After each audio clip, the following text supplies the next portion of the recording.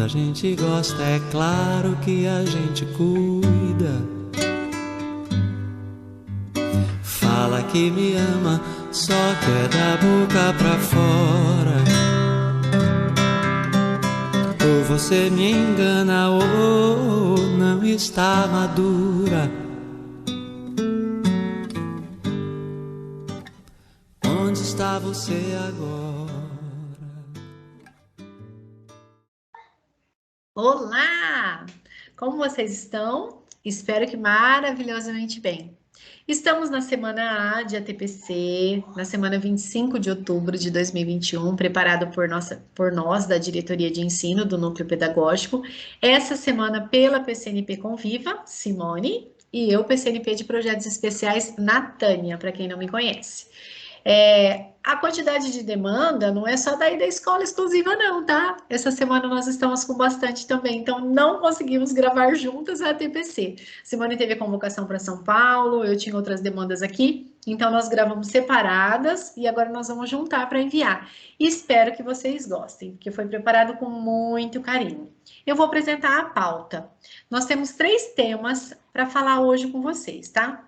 E 3 já que vocês conhecem bem. Só para aprimorar um pouquinho. Então, nós vamos falar sobre o acolhimento, que ele não deve ser exclusivo lá do início do ano letivo. Ele tem que acontecer durante todo o ano. Nós vamos falar do programa Dignidade Íntima, para quem não conhece, essa distribuição de alguns itens de higiene menstrual para as estudantes e do Outubro Rosa, da campanha do Outubro Rosa. E que para a campanha nós tivemos a parceria com a Secretaria Municipal de Saúde daqui de Lins, do Vitor e da Patrícia, que atenderam a gente assim prontamente, gravaram um vídeo maravilhoso falando para nós sobre a campanha Outubro Rosa e também da importância da vacinação contra HPV. Olha eu dando spoiler já no vídeo, né? E aí separamos uma frase. Quando a gente gosta, é claro que a gente cuida. Ainda bem que eu sou professora, porque imagina a criatura cantando, não ia dar, né? Ó, então separamos essa frase por quê?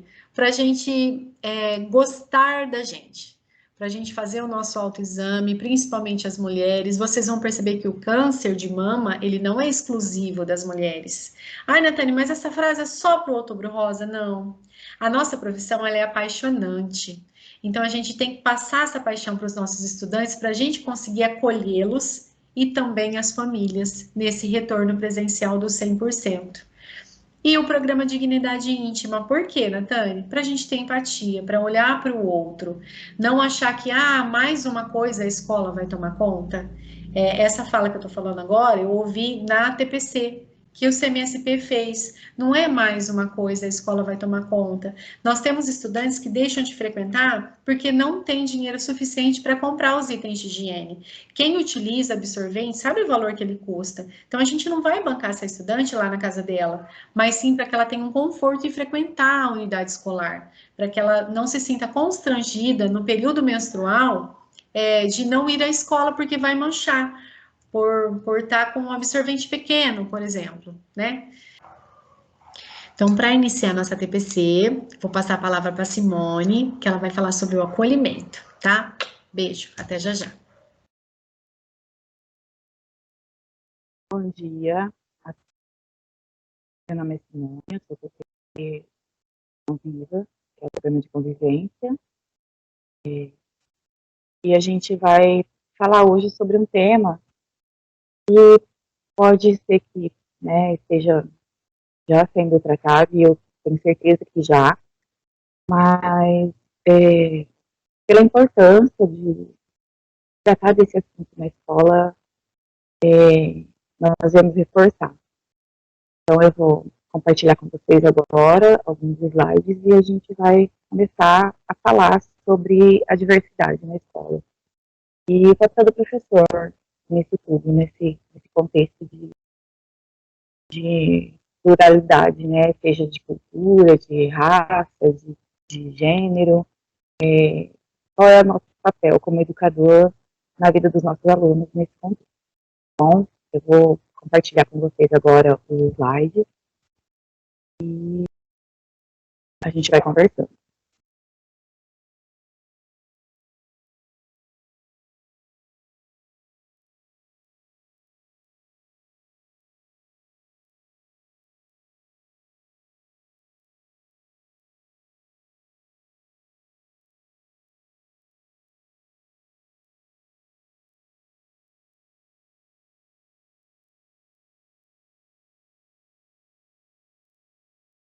Bom, nós vamos falar sobre o acolhimento, né, que essa diversidade faz parte do acolhimento na escola, durante todo o ano, não só no começo, né, aquilo que a gente já vem falando há bastante tempo, que vocês já sabem, a comunidade toda já sabe, que o acolhimento ele tem que ser feito durante todo o ano, a cada situação nova que acontece, né?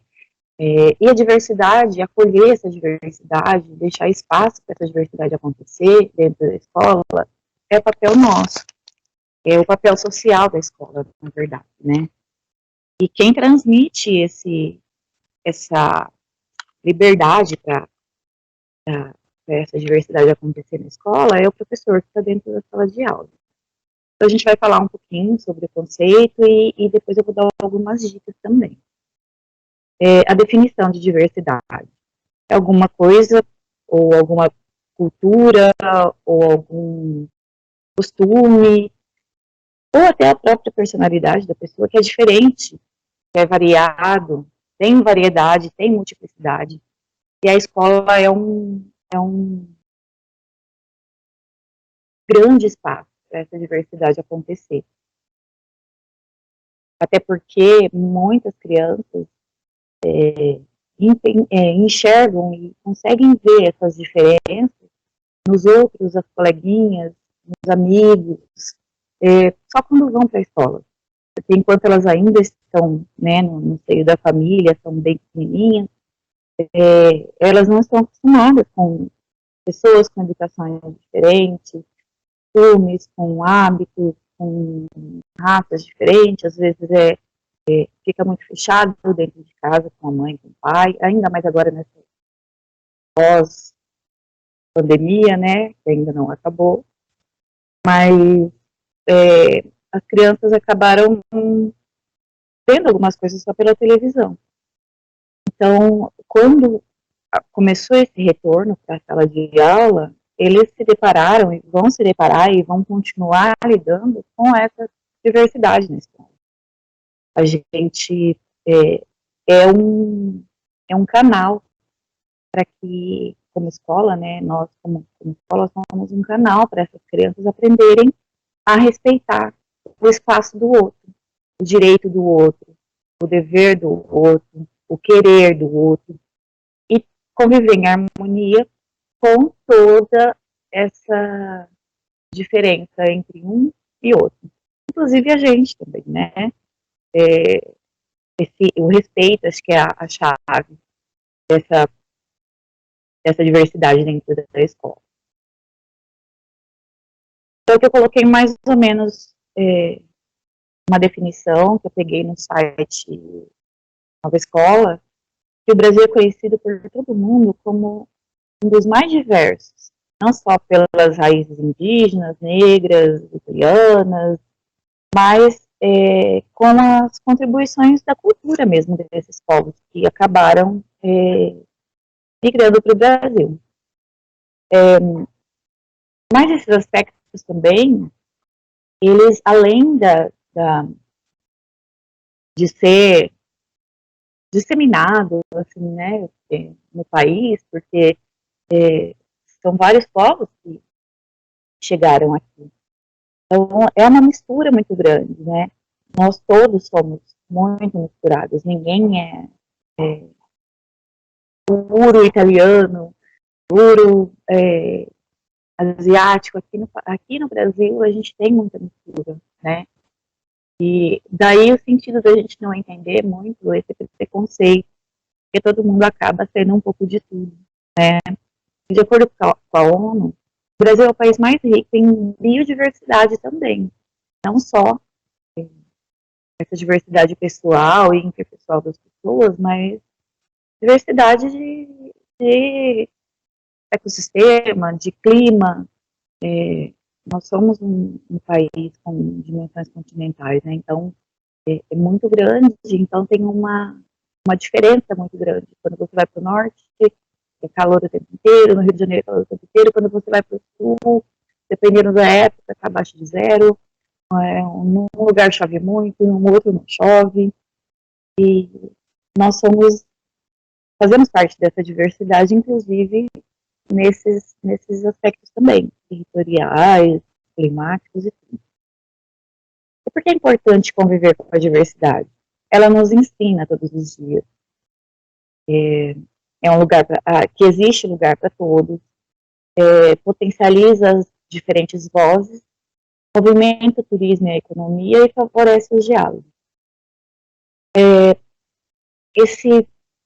Essa troca de cultura, de números, de ideias, nos ensina que é possível conviver com as diferentes, né? Aqui a gente não fala de algo melhor ou pior do que o outro, mas sim de diferente. Nós não sabemos tudo sobre a cultura japonesa, temos muitos imigrantes japoneses aqui, mas nós não sabemos tudo. Sempre está trocando sobre a cultura africana. E como a gente nasceu aqui, né, nós pegamos um pouquinho de cada um. E nós nos identificamos com cada uma delas. Em alguma parte da nossa vida nós nos identificamos, seja na comida, na música, e a gente acaba se identificando com uma cultura ou outra, falando dessa diversidade na cultura, né? Mas, além dessa diversidade de culturas, povos e raças, a gente aprende com essa diversidade através do que não fazer, né? Do que não ser. A importância desse respeito, desse espaço de representatividade para o outro é muito importante. Para mim é muito importante. Para qualquer um de nós. Independente, né, do que você professa, do que você diz, do que você mostra. Nós somos um país com essa liberdade, né? Pelo menos é o que a Constituição nos garante. E o dever de exercer essa liberdade, esse pluralismo, é nosso, como escola, como formadores de caráter sociais, crianças e adolescentes, é é nosso também. Então precisa partir de nós, como educadores,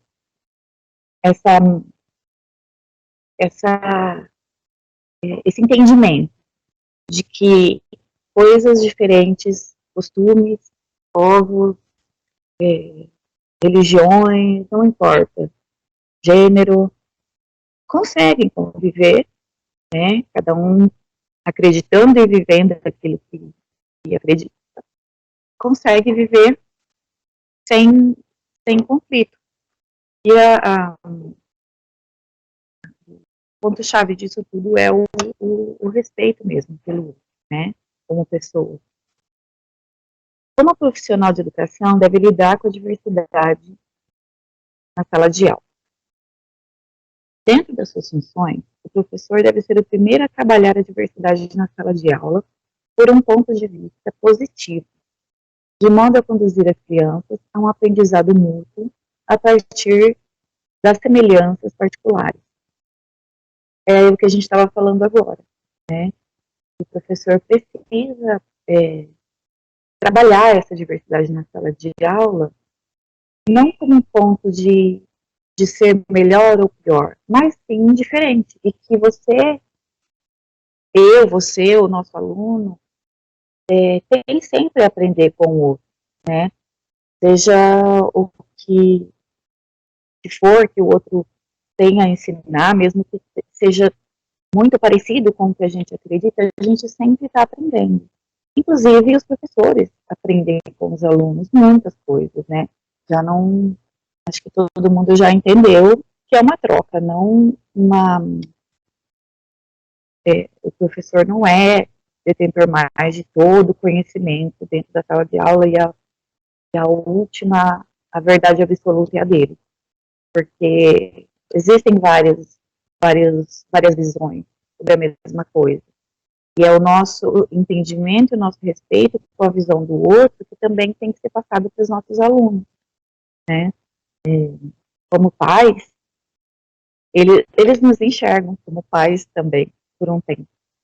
E muita coisa, na verdade, acho que a nossa vida toda tem que ter uma conformidade com o que nós falamos e com o que nós fazemos, né?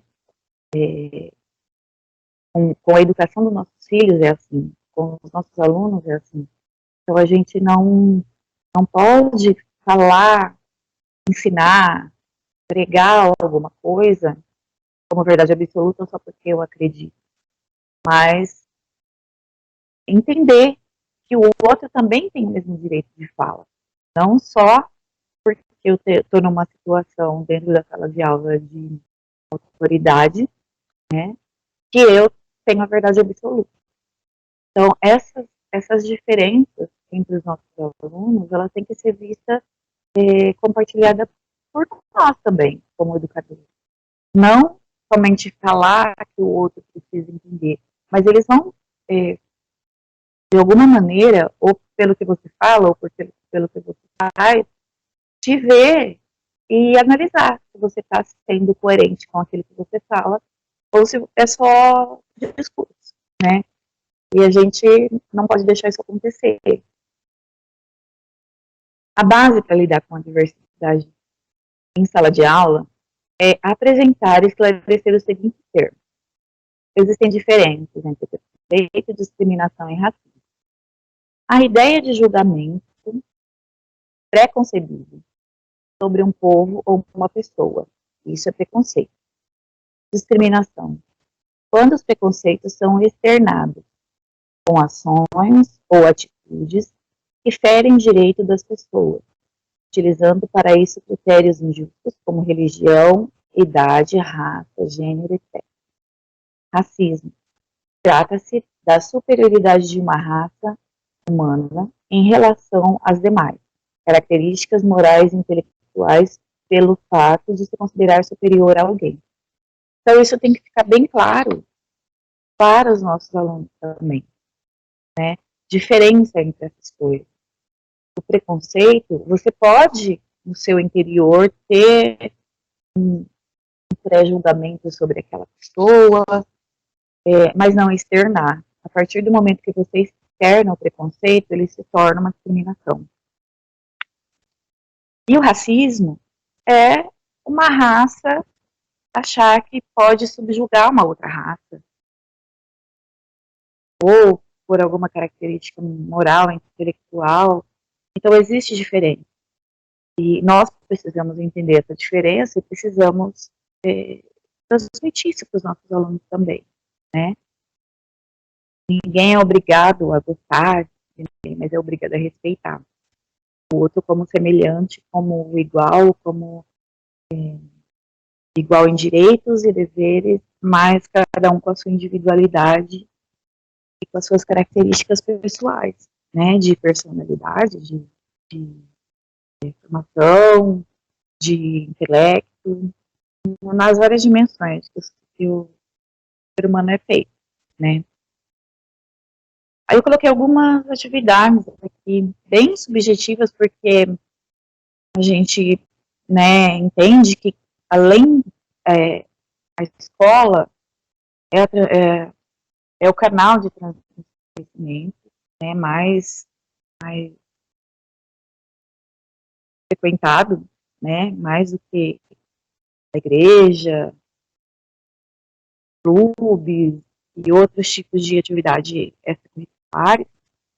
A gente tenta ensinar dentro da sala de aula de uma forma que nenhuma turma acabe ficando com defasagem, né? É um desafio muito grande do professor, porque ele tem que trabalhar o mesmo tema em várias salas, respeitando a individualidade de cada turma. Então, se isso já acontecia há um tempo atrás, hoje muito mais, com esse afastamento nós tivemos com as aulas online, nós temos hoje outra escola voltando, outros alunos, nós estamos voltando diferente, a família está diferente, então assim, hoje a nossa responsabilidade acabou multiplicando, né? E, além de todo o contexto diverso que a gente já tinha, principalmente na parte cognitiva, hoje tem muito mais. E cada um aprendeu em casa, com a sua família, ou simplesmente não aprendeu, né? E hoje nós temos essa diferença muito grande dentro da mesma turma, entre alguém que consegue ir sozinho, o mínimo de orientação, e alguém que precisa ainda ser carregado no colo, na parte de aprendizagem e no socioemocional, inclusive, né? Sabemos que o socioemocional interfere demais na aprendizagem. A Viva fala isso o tempo todo. E isso a gente vai bater na tecla sempre, porque é comprovado cientificamente que as coisas, quando não vão bem no nosso interior, elas não, a gente não consegue absorver o conhecimento necessário que a gente precisa, né? Mas aqui eu coloquei algumas coisas bem subjetivas para a gente ver o que dá para ser trabalhado, e aí vocês podem adequar algumas atividades dentro, né? É só uma dica. Essas 5 atividades que eu coloquei aqui, para vocês terem um norte de como trabalhar isso na sala de aula. Primeiro, fortalecer a autoestima a partir da representatividade, que não é porque você é diferente do outro que você é menos. Não é porque eu sou loira do olho azul e eu não vou respeitar a minha coleguinha asiática, a minha coleguinha afrodescendente, eu não vou respeitar o deficiente físico. Não, eles não são menos, não são com menos menos potencialidade do que eu, né?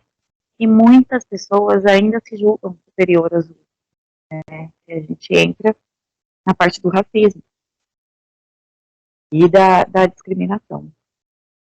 Então, assim, a diversidade não é só de raça, gênero, religiosidade, mas também sobre a inclusão social de quem tem alguma deficiência intelectual ou física, né, com relação aos outros. Nós temos que redefinir o que a gente chama de normal, porque o que é normal aos meus olhos, no olhar de outra pessoa, pode não ser. A pessoa pode achar realmente que ela é melhor que a outra, né, dependendo do que foi ensinado, do que ela aprendeu, do que ela assimilou de conhecimento, da forma que aquele conhecimento foi passado. Então, fortalecer essa autoestima e essa representatividade de não, você também tem direito.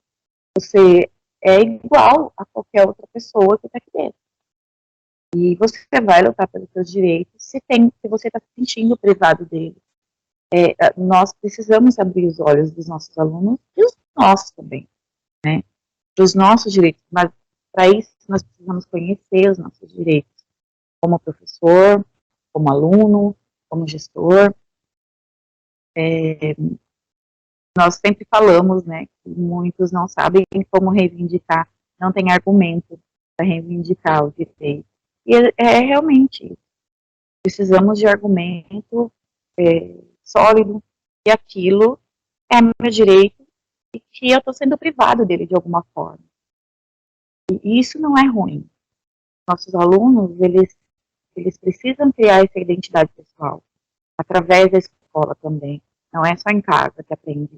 a lidar com a diversidade, muito pelo contrário. Casa é fácil, né? Porque você está vendo de fora, está protegido no seu meio.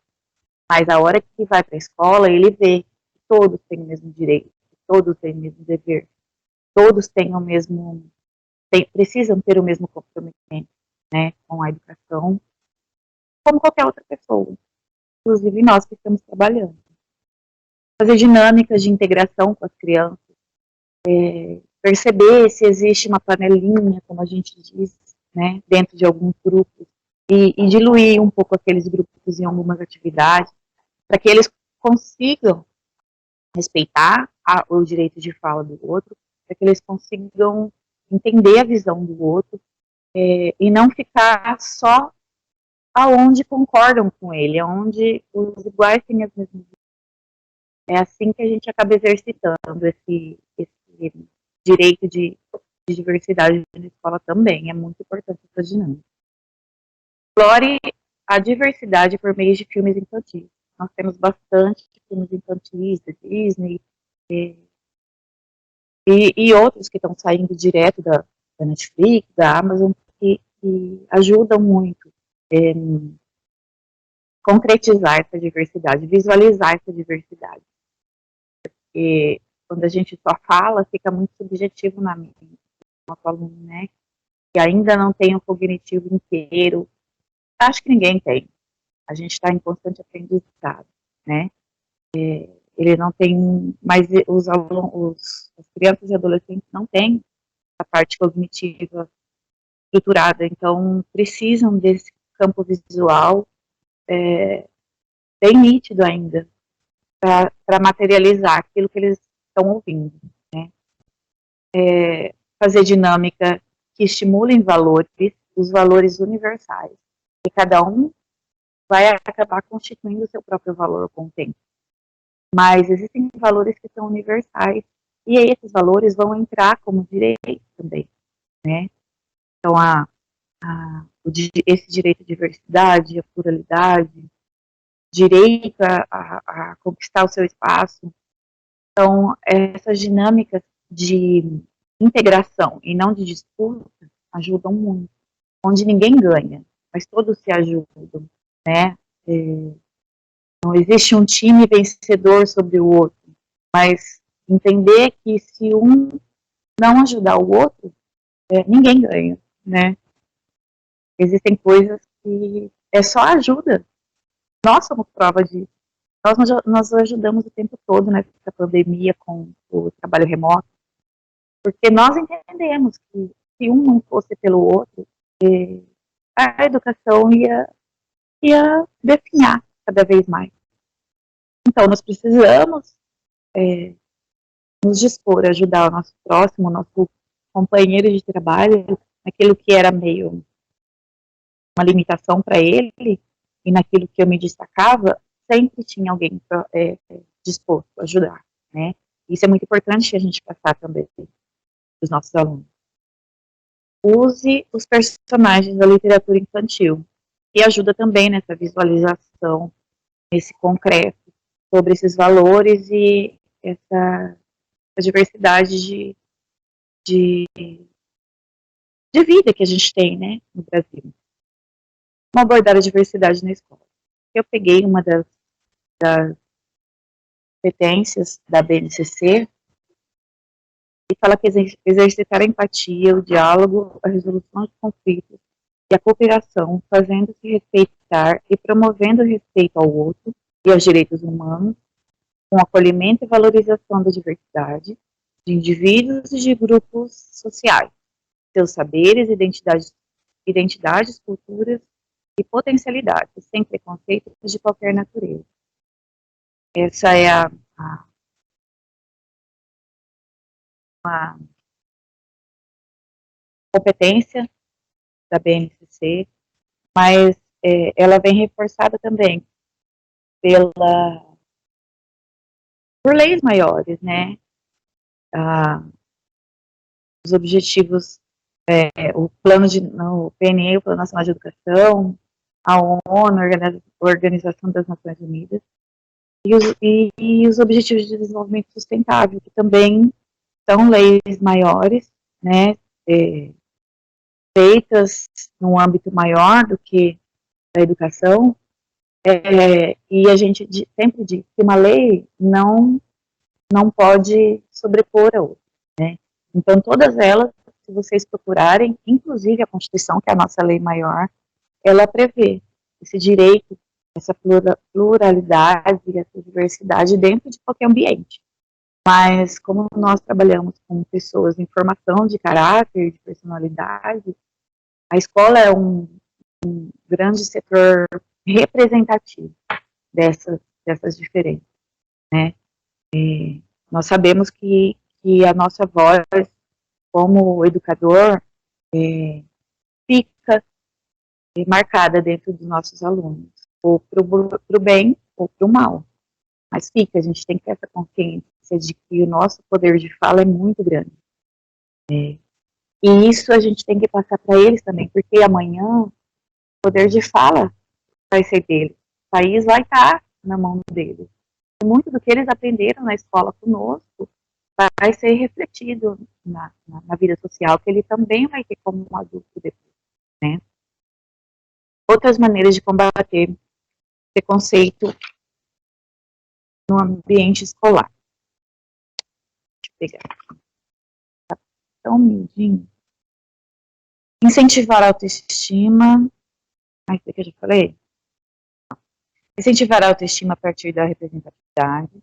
Explorar o assunto por meio de filmes e literatura, já falei.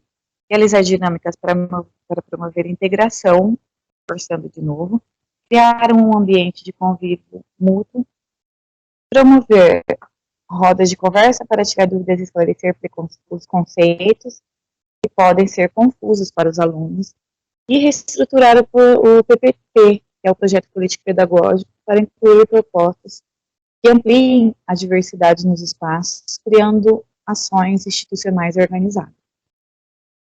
Além da fala, nós precisamos também ter essa representatividade, esse respeito às diferenças no papel, né, em forma de uma lei, de um regimento interno da escola também.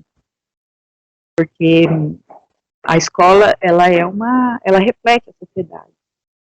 Então, nós não estamos tão evoluídos assim que não precisamos ainda de leis para nos guiar, né?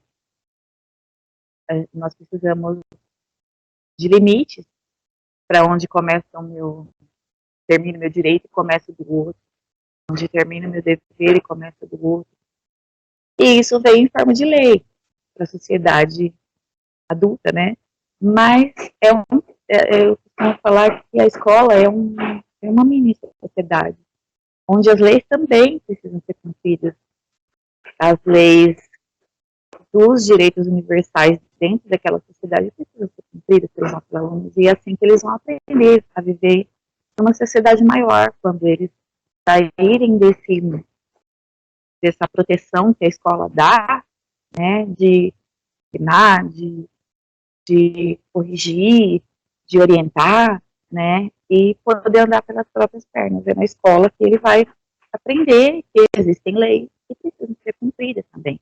E essas leis, dentro do regimento do PPP, precisam estar em conformidade com as leis maiores, que regem a educação, a sociedade, o país, como um todo. E assim, devagarzinho, enxergando o mundo dele de pertinho, o micro, né, que a gente fala, e ele vai ter noção de como se comportar no macro, a nossa macro sociedade. Aqui eu coloquei, para a gente terminar, uma frase que eu peguei de autor desconhecido na internet, que eu achei muito, assim, que define o que a gente queria mostrar com tudo isso. Se você não me ama, se você não me odeia, me ama. A diversidade garante que crianças possam sonhar sem colocar fronteiras ou barreiras para o futuro e os sonhos delas. Aceitar a diversidade é um passo para a evolução de um mundo cansado de injustiça social, uma escola que não respeita a diversidade dos seus funcionários jamais respeitará a diferença entre suas crianças. é o que eu falei desde o começo. Tudo começa pela gente. Nós fazendo diferente. Nós, como educadores, tendo nossos direitos preservados, podendo com autoridade ou com propriedade falar para os nossos alunos que eles precisam lutar pelos seus direitos, porque nós também lutamos por nós, como educador, como pessoa, como entendendo o nosso papel de construtor, de auxiliador, de formação de caráter. Não é só a família, não é só a escola, é a família junto, é o Estado, mas o nosso papel nós precisamos desempenhar como profissional. Nós precisamos entender que o nosso poder de fala é imenso. Pode não ser, talvez, no âmbito que nós teremos, né? Mas nós temos um poder de fala muito grande dentro das nossas escolas, dentro da nossa sala de aula, em relação ao nosso aluno, porque muitos de nós, eu me arrisco até a dizer que 100% de nós lembra de alguma coisa que aconteceu dentro do ambiente escolar conosco e que marcou, ou para o bem ou para o mal, a nossa vida, ou alguma palavra que um professor ressuscitou algum sonho seu, acreditou em você e não fez você desistir, ou algum professor que, ao contrário, matou o seu sonho, disse que você nunca ia ser nada, e você por um tempo desanimou, mas depois, às vezes até por teimosia, né, tentou mudar e conseguiu provar que você é alguma coisa, que você tem potencialidade. Eu creio que já passou a fase da educação, nós, né, da escola, não darmos voz ao nosso aluno. Nós precisamos dar voz, nós precisamos ensinar como ele conquistar esse espaço de representatividade para as minorias, que hoje não são mais minorias, seja ela direito a se expressar como ele deseja, pela fala, pela roupa que ele quer vestir, pelo jeito que ele quer ter, ou ele está se espelhando em alguém, e provavelmente essa pessoa que ele se espelha está dentro da escola, né? Nós sabemos disso, que nós somos um espelho enorme para os nossos alunos, de como ser ou de como não ser, né? Mas que com isso tudo a gente aprende, primeiro, para nós, como pessoas, que o preconceito, ele faz mal, não só para mim, né, como quem está recebendo aquele preconceito, mas ele faz mal para todo mundo em volta, ele reverbera em tudo, ele contamina tudo. E um caso muito frequente na escola é de bullying, sobre a aparência física, né, entre eles, a pessoa nunca vê, porque, e eu me coloco nisso também, porque essas brincadeirinhas sem graças que eles fazem, fogem da nossa visão, eles têm a habilidade de fazer essas brincadeiras quando ninguém está vendo, ouvindo. Então, a gente geralmente sabe quando quem se ofendeu vem contar. E a pessoa, a criança, tendência é não assumir mesmo. Até que ela venha entender, ou que ela venha um dia passar, ou que a gente consiga fazer ela enxergar o lugar do outro. Aí entra a parte da empatia, a parte dele enxergar o próximo como semelhante, como eu não vou fazer para o meu igual, o que eu não quero que seja feito para mim, não vou tratar o meu coleguinha como eu não gostaria de ser tratado, e nós também. Não vou tratar o meu aluno como o meu filho não gostaria de ser tratado na escola. Não vou menosprezar o que meu aluno sente, como eu não menosprezo o que meu filho sente. Eu vou dar importância daquilo que meu aluno está falando, a mesma importância que eu dou para quando eu escuto meu filho. Então, é enxergar que o nosso aluno não é filho de alguém.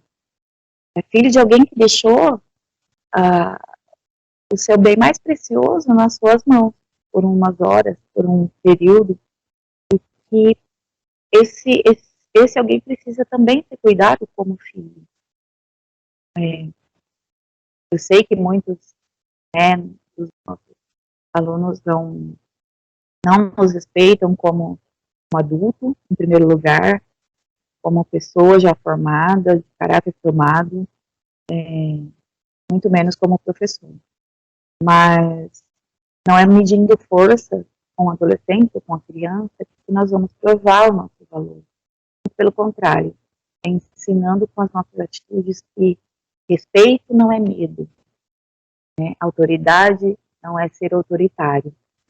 E a gente vai fazer a diferença na vida deles e nós vamos ter uma aula, um processo de ensino-aprendizagem muito melhor.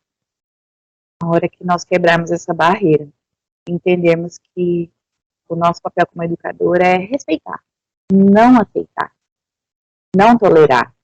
Essas duas palavras não podem ser parte mais do nosso vocabulário.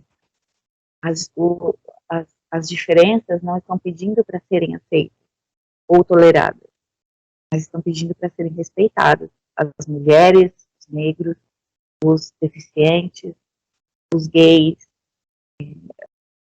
o esquisito, né, aos olhos de uma outra pessoa. Nós não temos esse poder de julgar ou subjugar o outro ao nosso olhar. Nós precisamos entender que nós somos julgadas com o mesmo olhar que nós julgamos. E as coisas voltam, né? Talvez, e a gente precisa plantar a semente. E com certeza, provavelmente, nós não vamos colher, mas alguém vai.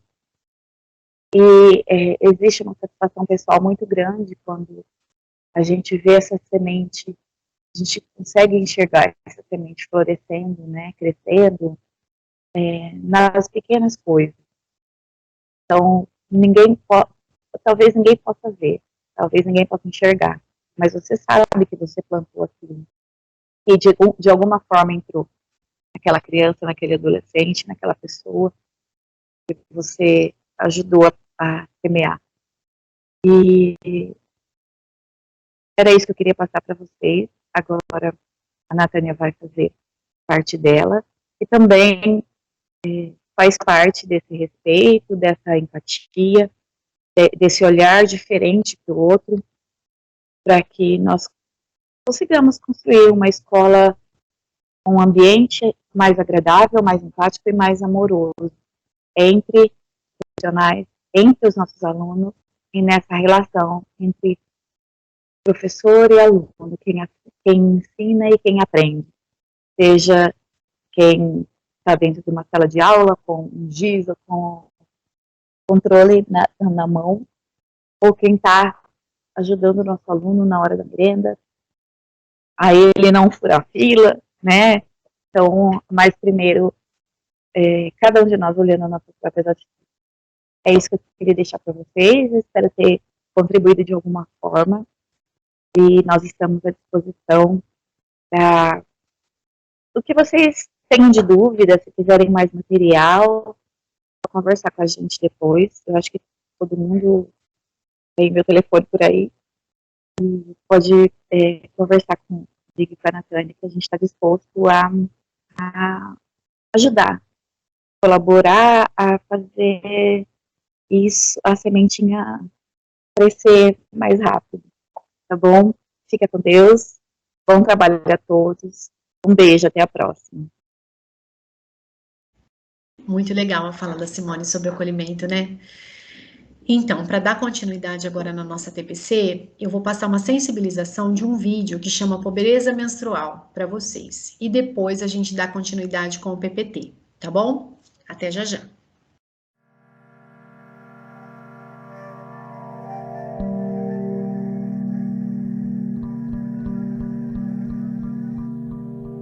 Você já parou para pensar que há pessoas que não têm acesso a produtos básicos de higiene menstrual? Todos os meses, pessoas precisam optar entre usar pedaços de pano, papel higiênico, papelão, jornal e até mesmo miolo de pão quando menstruam. Quais as consequências na vida dessas pessoas? Em 2014, a Organização das Nações Unidas, a ONU, reconheceu que o direito à higiene menstrual é uma questão de saúde pública e de direitos humanos. O conceito de pobreza menstrual engloba a falta de dinheiro para comprar produtos de higiene menstrual, a falta de acesso à água e ao saneamento básico. Pessoas em situação de rua, privadas de liberdade, que vivem em abrigos, em campos de refugiados, em áreas rurais e remotas e em situação de pobreza, são as mais vulneráveis a esse problema. Você já parou para pensar em quanto custa menstruar? Em geral, quem menstrua gasta em média R$12 em absorventes descartáveis todo mês. No Brasil, estima-se que 26% de jovens que menstruam entre 15 e 17 anos não têm condições financeiras para adquirir produtos seguros para usar durante a menstruação. Absorventes são considerados produtos supérfluos no Brasil, sendo assim tributados como categoria de cosméticos, aumentando o custo de fabricação e o preço final. Há também um custo ambiental. Em média, uma pessoa que menstrua usará entre 5 e 15 mil absorventes internos e externos descartáveis ao longo da vida, e a grande maioria acabará em aterros, gerando cerca de 150 quilos de lixo plástico, que permanecerão no ambiente por pelo menos 500 anos. Como resultado da precariedade menstrual, pessoas em idade escolar que menstruam faltam mais dias na escola durante a menstruação, o que pode prejudicar seu desempenho escolar. A ONU estima que 1 em cada 10 meninas cisgênero perdem aula quando estão menstruadas por falta de produtos ou porque não há banheiros seguros e com privacidade na escola. No Reino Unido, 19% das meninas cis afirmaram que já usaram soluções improvisadas como trapos de tecidos, jornal e papel higiênico nos dias menstruais. Com a educação comprometida, a consequência a longo prazo é o aumento da desigualdade de gênero no mercado de trabalho e as chances de quebrarem o ciclo da pobreza e adquirirem autonomia financeira diminuem ainda mais. As pessoas que menstruam aprendem a sentir desde muito novas sentimentos como nojo, constrangimento, culpa. Associar menstruação a sujeira e vergonha por sangrar são construções sociais que constituem uma violência de gênero normalizada. Precisamos conversar sobre menstruação, pois quebrar o tabu sobre o assunto é o primeiro passo para mudarmos essa situação. As pessoas que menstruam, e as que não menstruam também, precisam entender que menstruar é algo que não é motivo de vergonha, mas parte do funcionamento do corpo humano e um processo de responsabilidade da sociedade e não só de quem tem útero.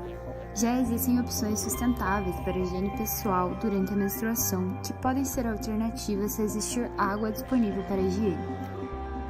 O absorvente ecológico e reutilizável é feito de tecido, uma versão melhor projetada de uma tecnologia muito antiga. Já a calcinha absorvente é outra opção interessante, pois pode ser lavada e usada repetidamente.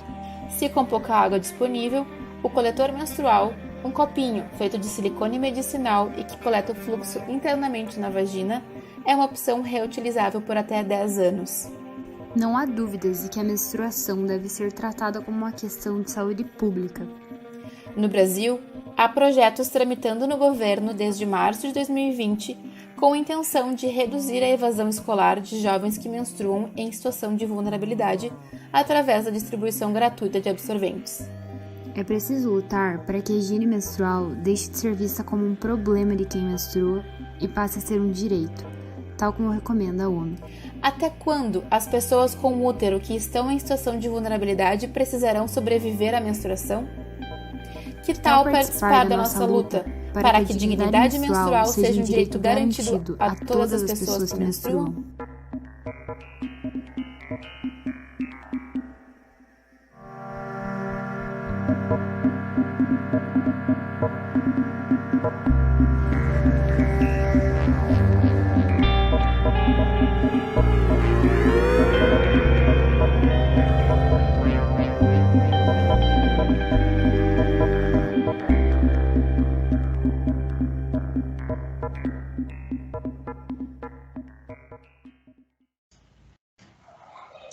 Entrando agora no programa.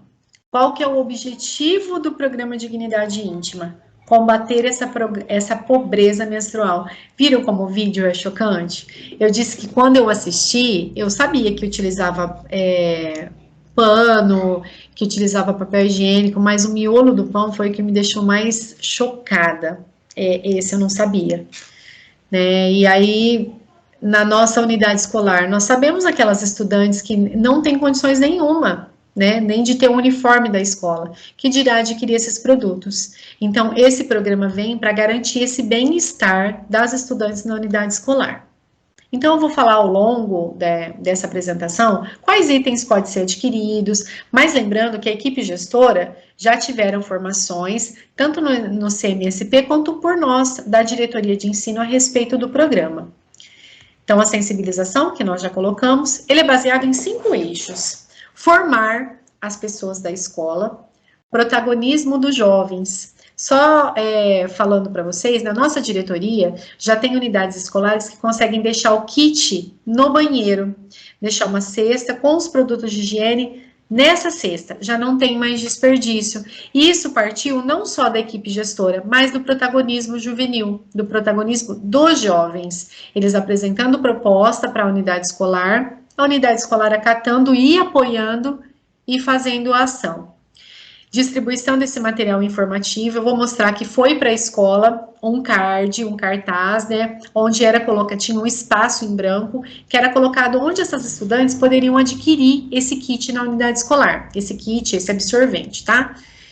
Construção de rede de apoio dentro da unidade, porque nós vamos falar para vocês já. Não é só uma pessoa que é para ficar responsável por essa entrega, são todos, tá? E aquisição e distribuição desses produtos. Aqui são os normativos, que utiliza o PDDE para os recursos, que é direcionado à PM da escola, quais são os itens que podem ser comprados. Então, caso vocês tenham curiosidade, só clicar nesses itens, que já é direcionado o link para vocês lerem a resolução, o decreto. E as portarias também. Aí, algumas perguntas e respostas, tá? A verba virá de quanto em quanto tempo? Ela é uma verba anual. Ela veio no meio desse ano, de 2021. Qual vai ser a próxima vez que ela virá? No início do ano? Não, no meio do ano que vem. Quais itens que pode adquirir? Tem vários, eu vou citar para vocês já. E ela é um kit? Não necessariamente. Algumas unidades escolares da nossa diretoria optaram por fazer kits, e para fazer essa primeira entrega para as estudantes, para despertar o programa mesmo, para apresentar o programa na unidade escolar, mas não necessariamente é um kit. E é preciso comprar tudo de uma vez? Também não, isso vai da demanda da escola. Olha o que pode: absorvente de higiene íntimo, outros produtos de higiene. Nesses produtos entram protetor diário, que são aqueles absorventes menores, calcinha absorvente, o absorvente reutilizável, de pano, e o coletor menstrual, que é aquele copinho, que ele está sendo muito falado e usado hoje em dia. E caso tenha alguma dúvida na utilização, em como mostrar para as estudantes como que faz uso desses itens adquiridos pela unidade escolar, a Ilana, que é do Conviva, deixou o e-mail disponível. Então, a unidade escolar tem dúvida nas orientações para as estudantes, pode mandar e-mail para a Ilana. E se precisar, a gente faz essa ponte também, tá? E tem outros produtos que podem ser comprados, tipo lenço umedecido, saco de descarte de absorvente, dispenser para saco de descarte de absorvente. Qual é a premissa do programa? Acolhimento é a principal delas. Não expor a estudante de maneira nenhuma. Falar, mas aquela lá não precisa e tá aqui pegando. Mas como eles estão começando a menstruar, a gente pega eles começando, a nossa faixa etária é o início da menstruação. Não sabe a quantidade que deve levar para a escola, não sabe o tamanho que deve comprar. Então, para quem deve ser entregue? Para qualquer estudante que necessitar. Não importa se ela tem condições ou se ela não tem condições, que é para garantir que ela permaneça na escola. E a demanda, ela deve vir da própria aluna. Não tem que ir lá na sala e falar assim, quem precisa levanta a mão. Não, tem que partir da estudante. Qualquer profissional pode ser acionado por uma aluna para a entrega do produto. Por isso a importância da formação de todos na unidade escolar. Porque, por exemplo, como elas dizem, a tia da merenda, eles têm contato diário com eles. Tem professor que tem 2 aulas semanais, vem estudante uma vez por semana, a tia da merenda não. Vê todos os dias na fila da merenda. Então, às vezes, ela tem mais contato com essa tia da merenda do que com o professor de arte, né? Que tem 2 aulas na semana, às vezes vê uma vez só. Então, por isso a formação. Forme o AE, forme a tia da merenda, forme os docentes, a equipe gestora. Todos devem saber onde ficam esses produtos na unidade. E aqui embaixo está, a implementação deve se adequar à realidade da unidade escolar. Ou seja, onde vai ficar, fica a critério da unidade escolar. Pode ficar dentro da sala da coordenação pedagógica, na secretaria, numa sala de entrega de materiais para estudante, do jeito que vocês acharem melhor, tá bom? Lembrando, acolher essa estudante. E assim, é muito gostoso, quem daqui nunca passou por isso ou não sabe que um colega passou? Quando elas procuram a gente, a primeira vez, falam, acabei de menstruar, o que eu faço? Né? Comigo aconteceu, não foi só uma vez, foram várias. E é muito importante a gente saber que a gente fez parte da vida dessa aluna, né? E a gente fez, porque ela confiou na gente para procurar como que eu uso, como que eu ponho agora o absorvente, porque não sabe colocar, não tem, às vezes não tem, a mãe trabalha bastante, não tem uma irmã mais velha, né? Público-alvo, todo mundo que precisar das estudantes devem receber esse item de higiene menstrual. E aí tem a comunicação, que é um apoio para a divulgação, para que elas saibam o que está acontecendo, que esse programa está sendo implantado na escola. Veio esse cartaz aqui, tá vendo o espaço que eu disse que tem em branco? É esse espaço que a gente colocava onde é que a aluna poderia retirar. Então, eles estão enviando essas comunicações prontas e vai haver ainda comunicações futuras. Então, está tendo apoio da rede, do CMSP, para a implantação do programa. E na live que teve agora no dia 18, segunda passada,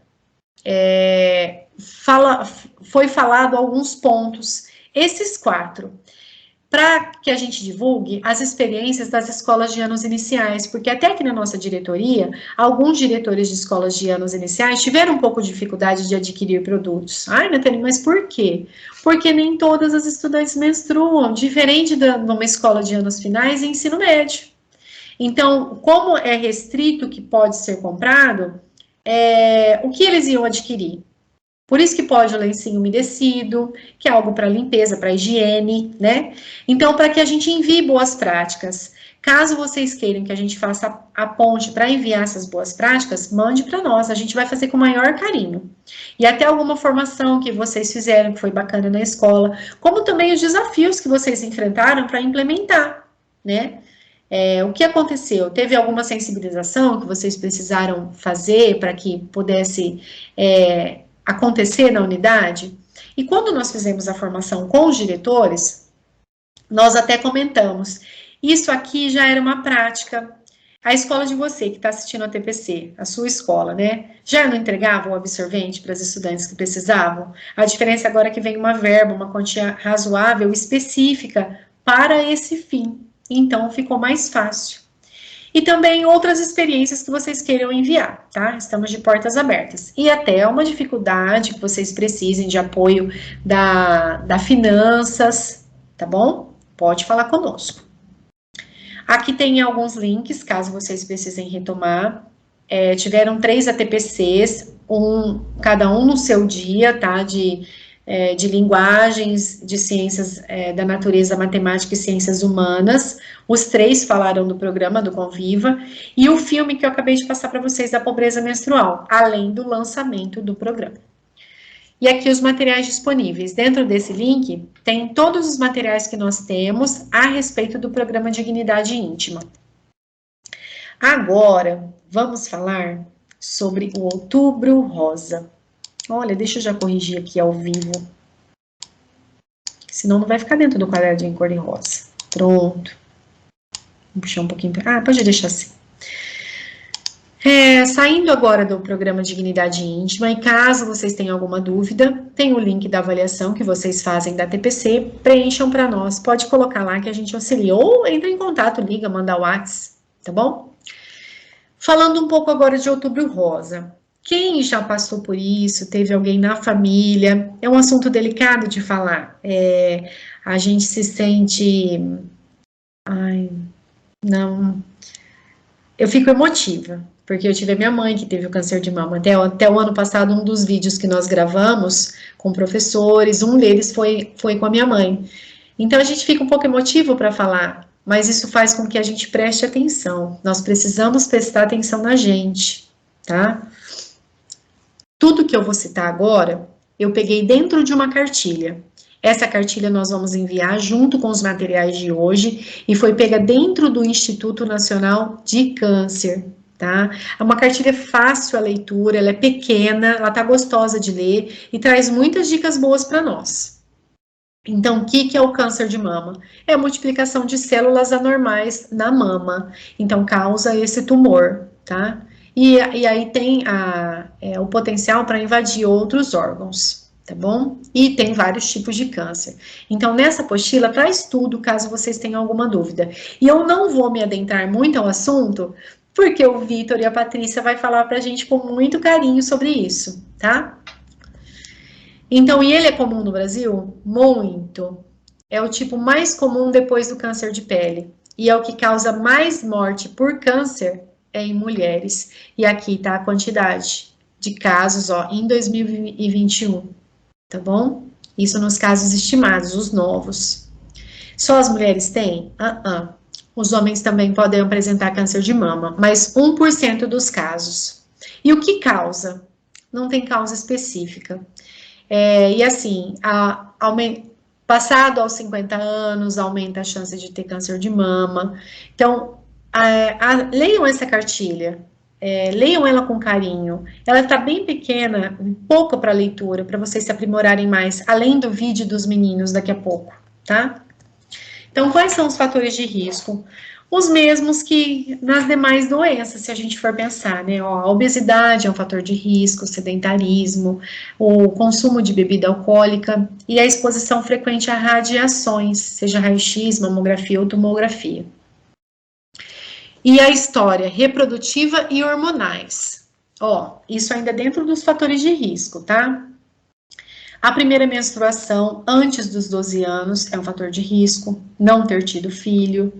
Primeira gravidez depois dos 30, não ter amamentado, parar de menstruar, a menopausa após os 55, que para quem não sabe, a menopausa, ela tá entre 45 e 55 anos. Então, parar de menstruar após os 55 anos é um fator de risco. Lembrando que, por favor, não significa que a gente se enquadrar num 5 desses critérios aqui, que eu me enquadro em vários também, a gente vai desenvolver o câncer de mama, tá? Esses, assim, são fatores de risco. Pode acontecer, mas não necessariamente que vá, né? Não ter amamentado, já falei. Ter feito uso de contraceptivo oral. Caso nós, né, tenhamos feito por muitos anos uso de contraceptivo oral, procure o médico. Veja qual outro que você pode utilizar. O DIU é uma ideia bacana para usar, ao invés da pílula, né? Tem o DIU de cobre, que ele não tem hormônio. Então, consulte o médico, ele sabe melhor te informar sobre isso. E ter feito reposição hormonal pós-menopausa, principalmente se por mais de 5 anos. Aí tem os hereditários também, os fatores de risco, né? O histórico familiar. Se teve um câncer de ovário, câncer de mama de homens ou em mulheres. E tem algumas mulheres que possuem alterações genéticas herdadas na família, pelos genes BRCA1 e o BRCA2. Lembra quando a Angelina Jolie fez a retirada da mama e do ovário? Foi porque ela tinha esse gene defeituoso, que ele é o BRCA1. Se vocês quiserem até pesquisar a respeito, foi por isso, porque aí você tem um pouco, a sua chance de desenvolver um câncer de mama ou ovário é muito grande. No caso dela era alto, era assim, 50% de mama e 80 e tantos do ovário. Por isso ela optou pela retirada. Lembrando, tá até em amarelo aqui embaixo, não significa que se a gente se enquadra em um ou mais desses itens de fatores de risco, nós vamos desenvolver o câncer, por favor, tá? E é possível reduzir esse risco? Sim, mantendo o peso, evitando o uso de bebidas alcoólicas, não sendo sedentário, praticando atividade física. A amamentação também é muito mais indicada, muito bem indicada, né? E que seja estimulada pelo maior tempo possível. Quais são os sinais e sintomas do câncer de mama? Tem vários, tá? Caroço no seio, alteração do bico do peito. A minha mãe, no caso, quando ela levantava o braço, repuxava o bico do seio, que era onde estava localizado o câncer. E o dela ainda foi dentro de um ducto de leite, que era mais difícil de analisar, né? Pequenos nódulos nas axilas e no pescoço. Então, por isso é importante o autoexame. Saída espontânea de líquido sem apertar a saída do bico do seio. E mudança da coloração da pele, que fica com aspecto de casca de laranja. Por isso a importância de exame periódico. Nós, mulheres, devemos frequentar o ginecologista, procurar a saúde, para cuidar da nossa saúde e fazer esses exames periódicos, ele é muito importante. Daí a importância da campanha. Aqui tem os links, né, o link para baixar a cartilha, e tem alguns itens a mais que nós colocamos de reportagem, para vocês lerem, caso vocês manifestem interesse sobre o assunto. Além da campanha do Outubro Rosa, no vídeo da Secretaria Municipal de Saúde, nós estaremos falando também da HPV. Natália, mas por que a HPV? Porque dependendo do tipo, ela também causa o câncer no colo do útero. E a vacina gratuita no SUS. E isso é legal, esse vídeo da saúde, vocês divulgarem para os estudantes. Converse com a equipe gestora para fazer essa divulgação do Vitor e da Patrícia para os estudantes. Da importância de vocês divulgarem numa reunião de pais aí na escola. Porque a vacina, ele protege 100% do vírus. E vocês, assistindo o vídeo deles, vocês vão entender que o preservativo protege, mas não tanto. Então, qual é a proteção total? Vacinação. A vacina, ela não protege para todos os vírus, vocês vão perceber. Mas os mais comuns é protegido. E é a baixa adesão. Tem baixa adesão da vacinação. Então, por isso que nós optamos por hoje colocar, além da campanha do Outubro Rosa, a vacinação da HPV, por causa do câncer do colo do útero, e que está na faixa etária dos nossos estudantes, essa vacinação. Tá bom? Então eu me despeço de vocês agora. Deixa eu voltar aqui. Aqui, ó. Vou me despedir. E para fechar com chave de ouro, vamos deixar o vídeo dos nossos parceiros, que foi a Patrícia e o Vitor, que fizeram a toque de caixa e ficou maravilhoso. Então assistam com carinho. E já me despeço daqui. Beijo meu e beijo da Simone também. Tá bom? Espero que vocês tenham gostado. E caso tenham alguma dúvida, pode contar conosco. Estamos aqui para ajudar. Beijo. Tchau. Boa tarde. Eu sou o enfermeiro Vitor, essa é a enfermeira Patrícia. Somos aqui da Secretaria de Saúde Municipal de Lins, da atenção básica. Eu sou responsável pela USF do Pazeiro, a Patrícia pela USF da Quatro Cris, mais conhecida como Zequinha. Estamos agora em outubro, mês que a gente promove a prevenção, a campanha do Outubro Rosa, onde é abordado várias ações coletivas no município, nas empresas, promovendo a prevenção do câncer de mama e do câncer de colo de útero. Pode falar, Patrícia. Boa tarde, como o Vitor já me apresentou, eu sou a Patrícia, enfermeira da atenção básica, né? Atualmente estou locada na USF Zequinha, e como ele já relatou, nós estamos num mês de muita importância, que é a intensificação da saúde da mulher, com os exames preventivos da mama e preventivo do câncer do colo do útero. E hoje nós viemos aqui falar um pouquinho sobre esses dois temas, rapidamente. São dois exames muito importantes durante a vida da mulher. O Papa Nicolau é um exame de detecção precoce do câncer do colo do útero, então de muita importância para as mulheres a partir do momento que elas iniciam a atividade sexual. Então, a gente preconiza aí de 25 a 64 anos, mas hoje a gente vê aí um índice de meninas muito jovens iniciando essa atividade sexual. Então a gente orienta que assim que elas iniciam a sua atividade sexual, que tenha por hábito passar pelo exame ginecológico. E a mamografia, o rastreamento, né, da idade de risco é de 50 a 59, mas isso não significa que a gente não acompanha todas as mulheres em outras idades. Porque a partir dos 40, se ela tiver histórico familiar, a gente também está atendendo essas mulheres para esses exames, né? E, no geral, a gente orienta ao autoexame da mama, que é muito importante a mulher realizar esse autoexame uma vez ao mês. Ela conta 7 dias após ela ocorrer o período menstrual, no 7º dia, ela faz o autoexame, ou se a mulher não tem mais período menstrual, ou por algum motivo que ela utiliza medicações, ou algum segmento medicamentoso aí de anticoncepcional, ela não tem ciclo menstrual, ela pode determinar um dia do mês e realizar o autoexame, que é aquela palpação da mama.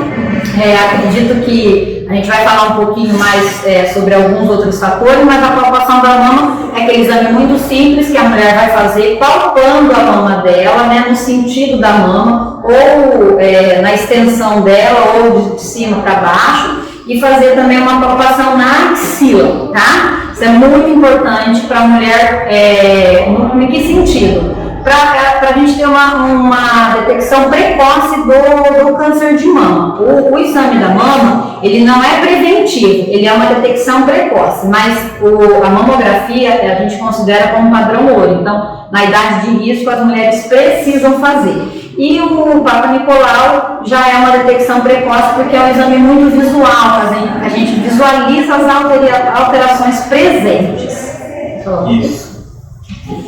Hoje, o câncer, a gente está em campanha no Outubro Rosa e do câncer do colo de útero, né? Uma das principais causas de câncer de colo uterino, no caso, é o vírus do HPV. 70% dos casos são ocasionados justamente por causa desse vírus, né? Porque atualmente a gente tem uma vacina de forma gratuita para a população jovem, né? Infelizmente não tem muita adesão, mas a gente tem sim uma vacina que é quadrivalente. Ela é composta por 4 tipos de vírus, dentro deles os 2 principais que são causadores de neoplasias uterinas, tá?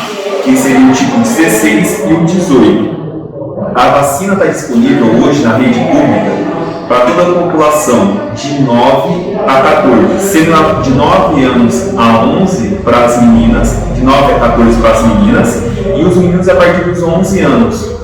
Tá? Aí é só procurar o posto mais próximo, que a gente vai estar sendo para a carteirinha e a gente realizar essa vacinação. Pode falar. O HPV ele é a principal infecção sexualmente transmitível do mundo. Muito se fala do HIV, da sífilis, mas o HPV é o que mais acometido no mundo inteiro, tá? Porque a transmissão dele é muito fácil, ocorre entre mucosa. Desde que a pessoa, uma mucosa, entre em contato com a lesão, ou com mucosa, seria o que é mucosa? Pode ser da boca, a glande, a vagina, a parte interna dos lábios, tá? Que entra em contato, até mesmo com o uterino, durante a penetração sexual. Por isso que é importante sim usar o preservativo, só que também não ocorre 100% da proteção. Porque muitos jovens utilizam a camisinha somente na hora da penetração, né? Não pode ser nem sempre durante todo o ato sexual. Pode falar, tá? O HPV, ele é um vírus que a gente, ele tem uma quantidade muito grande de vírus. Então ele vai de 100 até 150 tipos de vírus. 40 deles é só sexual. Só que esse tipo de vírus, ele tem atração pelo tecido epitelial e pela mucosa, então são partes úmidas. Então, o preservativo, ele não é 100% eficaz, porque apenas o contato, ele já transfere o vírus. Então, o preservativo, ele é importante, mas o que protege 100% os jovens, né, vamos falar assim, porque a idade nossa de busca para vacina são os jovens, é a vacina. Ela protege 100% contra o risco de os jovens no futuro, ou até nessa fase aí que eles iniciam a atividade sexual, não tem muito hábito de usar preservativo ou de ter os cuidados necessários, a vacina vai proteger. Então ele é um vírus que é só o contato, por quê? Porque a pele, todas as mucosas, elas têm o risco de manifestar o vírus, né, a partir do momento que tem um contato. Porque nossa pele é um tecido epitelial e as mucosas também. Então esse vírus ele tem atração por esse tipo de tecido. Por isso que a pessoa pode manifestar o vírus em outras partes que não só sexual. Na parte pubiana, no corpo do pênis, na boca, em vários lugares, tá? É importante a gente ressaltar também que, como o Vitor falou, 70% dos cânceres de colo do útero é encontrado presente a célula, o vírus 16 e 18. O 6 e o 11, eles são mais para verrugas, mas a gente tem um índice muito grande de pessoas que desenvolvem doenças sexuais e, infelizmente, acaba evoluindo e podem desenvolver o câncer, porque é um fator, como o Vitor falou, de maior índice de desenvolver o câncer do colo do útero. A gente trabalha com a vacina gratuitamente, os adolescentes tomam, né? As meninas com 9 anos, os meninos com 11, é um intervalo de 6 meses entre a primeira e a segunda dose.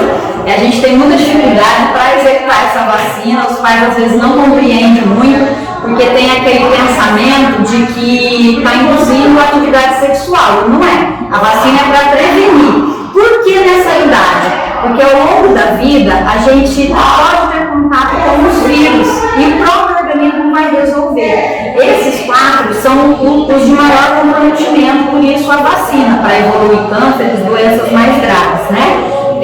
Mas a gente tem muitos tipos, como eu falei, são 40 tipos que envolvem IST, que são a parte de doença sexual. Então, 40 tipos ao longo da vida, as pessoas podem ter contato com algum e o próprio organismo resolver. Em pesquisas, quando a gente lê sobre fatores de câncer, muitas mulheres que passou por pesquisas que teve câncer do colo do útero, ou na idade em torno de seus 20 anos, elas tiveram contato com algum tipo de vírus do HPV. Ele acabou se resolvendo, porque a grande maioria do seu próprio organismo vai resolver, e esses 4 são os de maior comprometimento, que é os que a gente tem a vacina disponível, que vai proteger os nossos jovens, adolescentes, 100% na fase adulta. Uma coisa que muito se saiu nas mídias sociais, nas redes sociais, e que diminuiu muito a adesão a essa vacina, foi o fake news de que a vacina ela promove mal-estar, mal súbito, até ficou um pouco famoso. E isso, assim, a gente tem que deixar bem claro que isso, na verdade, não tem nada a ver com a vacina, né? Os únicos efeitos colaterais normais encontrados durante e depois da aplicação é a dor local, a febre, pode dar um pouquinho de dor de cabeça e náusea.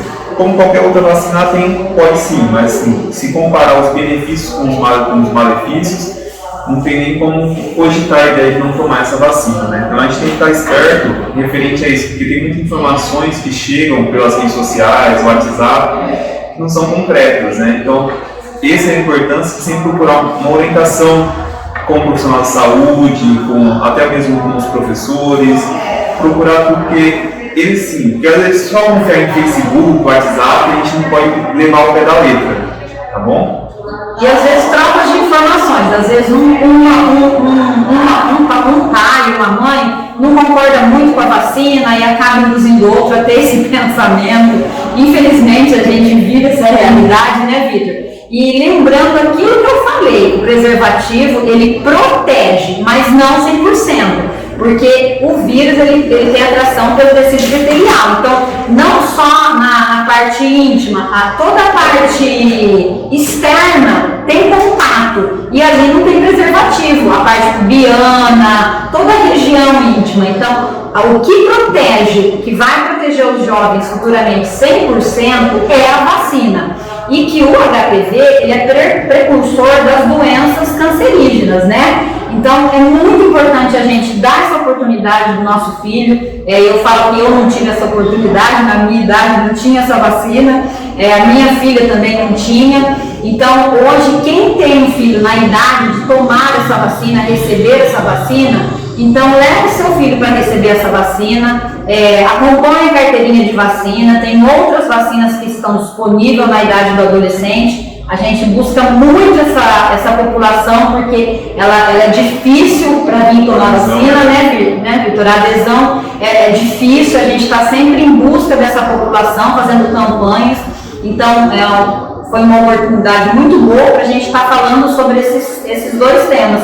E que assim, que fique aberto, às vezes até mesmo se necessário, a gente está indo em grupos específicos, fazer palestra, levar uma educação continuada, mais abrangente sobre o tema.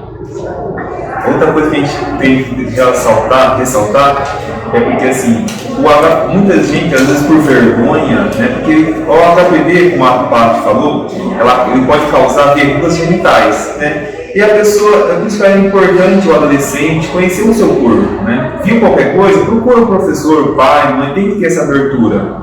Porque as mesmas verrugas sendo menos agressivas, se não cuidadas, ela pode evoluir sim para uma doença neoplasia, uma neoplasia, tá? Então assim, vamos criar essa abertura orientar os pacientes, os alunos no caso, né? A conhecer seu corpo, qualquer dúvida, se tiver, procurar aqui o posto de saúde sempre tem enfermeiro, tem pessoal que aqui, a gente sempre procura receber os adolescentes, os jovens, qualquer dúvida, tá? A unidade de saúde está sempre aqui pronta para acolher. Se tiver vergonha de conversar com outro profissional, pede para falar com o enfermeiro. Isso que o Vitor falou é de muita importância. Muitas vezes que os tipos 6 e 11, os de verrugas, elas não saem tão visíveis. Então, por isso o hábito de fazer o exame periodicamente. A partir do momento que iniciou a atividade sexual, muitas vezes as verrugas ela pode sair no canal vaginal, em locais que você não consegue visualizar a verruga. Outra coisa importante de se falar é que não existe um tempo determinado para você falar, a manifestação da doença ela vai aparecer rapidamente. Não, ela pode demorar meses, pode demorar muito tempo. E quando você descobrir, você já tem verrugas, não só uma, várias. Então ela não tem um tempo específico, ela pode demorar para se manifestar de forma clínica. O que é a forma clínica? São as verrugas. Então essas verrugas pode sair uma, duas, como pode sair muitas. E isso não é rápido. Às vezes você teve contato com o vírus e passou muito tempo e você já está manifestando as verrugas em partes que você não conseguiu ver, visualizar, e aí você já está com a doença instalada e evoluindo com um quadro até com risco de desenvolver algo mais grave. E a partir do momento que eu me expus ao vírus do HPV, eu me expus a outros vírus, porque o meio de contaminação é o mesmo. Então é isso que é importante, tomar a vacina que para essa doença especificamente, ela é 100% eficaz, e usar o preservativo em outras situações, né? Para outros riscos de outras doenças. E aquilo que o Vitor falou, a gente está aberto aqui à disposição, qualquer dúvida, chega, pede para falar com o enfermeiro, expõe sua dúvida e, como ele disse, conheça o seu corpo, porque o corpo fala com a gente, ele mostra o que está acontecendo. Então a gente tem que aprender a conhecer o nosso corpo e ter em mente que precisa fazer exame. Ok? Boa tarde, fiquem com Deus, e qualquer dúvida estamos à disposição. Sempre. Quando a gente gosta, é claro que a gente cuida. Fala que me ama, só quer da boca pra fora. Ou você me engana ou não está madura. Onde está você agora?